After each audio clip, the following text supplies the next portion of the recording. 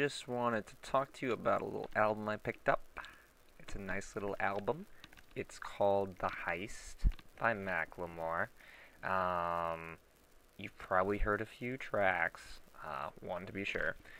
Basically, I like it.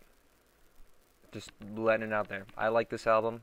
It's not one of the best albums I've heard, but it is one of the better hip-hop rap albums I've heard since Lil Wayne killed rap with the Carter 3, which was when he dropped the Carter 3.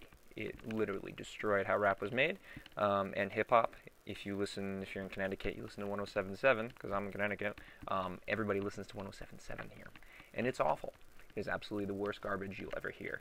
It's a techno-esque beat, or a hip beat, with a guy rapping about shit he owns with no real purpose beyond that, because everyone knows as soon as you sign up for a record label, it's over, and you don't have to worry about anything ever again. And then you have some sexy woman or some guy with a really high-pitched voice doing a chorus, and it loops back to the guy doing the rap, but you really don't care because the chorus is the only catchy part of the whole fucking thing, and it's over. You don't get those cool pop culture references like you used to.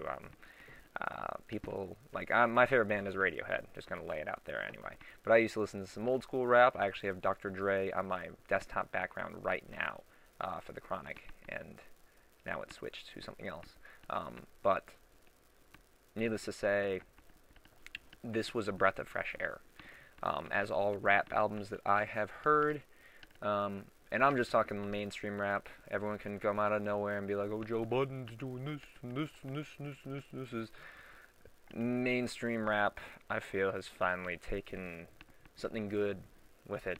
And the cool thing is, if you haven't researched Macklemore, he actually... Well, if you hear the album, he raps about downturning Interscope's record deal as it is, but he is unsigned, basically, to a major record company or whatever. Which is excellent, because he's able to do everything on his own, and he doesn't have to worry about it. Ain't that life? But anyway, he's also not gotten shafted out the ass for money from record deals.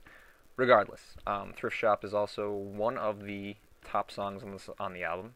That one and Can't Hold Us, I believe, the second song. Excellent. The intro song, I would have just been happy if you just put Can't Hold Us as the first song, Thrift Shop as the second song.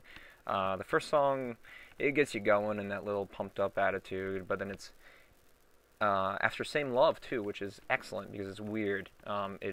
In the sense that it's not done in a conventional way. It's done in a very non-conventional, demographic aimed type thing, but it's definitely a song about gay rights, which I support. Go gays.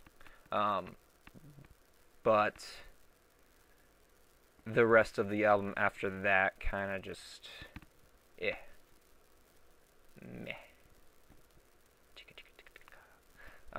Except for the song Jimmy Iovine, which is exceptional.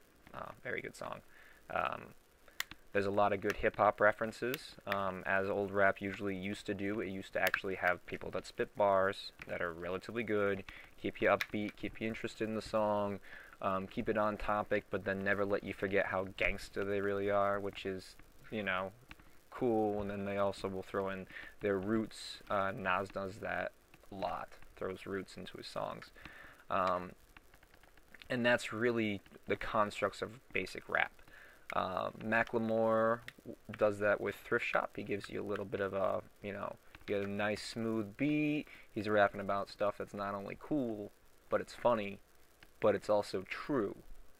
I've actually been to thrift shops several times. I mean, I'm wearing a shitty ass shirt that I bought from a corporate ass, bitch ass company. But I wear it to bed. Yeah. Regardless.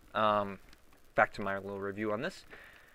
Basically, if I were to rate the CD, I'd give it a 7 out of 10.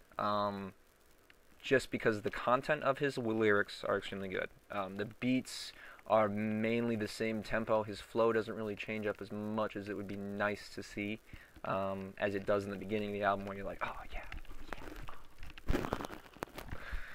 You kind of do that whenever you hear Thrift Shop. Everyone does that when they hear Thrift Shop. Everyone should, if they don't. because just getting that beat going, the sound effects put into it, like that song right there is a masterpiece. It's a masterpiece.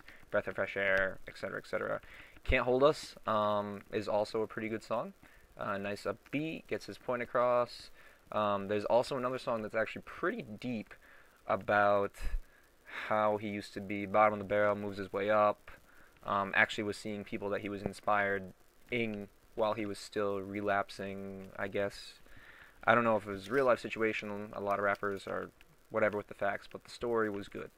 It was a very good, down to earth realization of the story, and it actually hits you real nice, really, really nicely.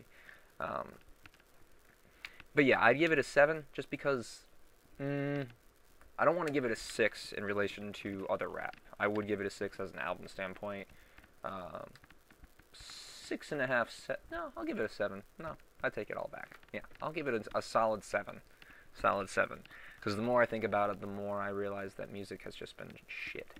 And this is a breath of fresh air for old school rap. If you liked rap in the 90s, you will like this album. If you like rap now, you will be like, he's being all political, and I just don't know what I'm gonna do. But yeah, you should probably get this album. It's definitely worth it. And I mean, I spent $10 at Target for it, and it was worth it. All $10 just for thrift shop. Yeah, just for thrift shop. But anyway, so that's how I feel about that album, and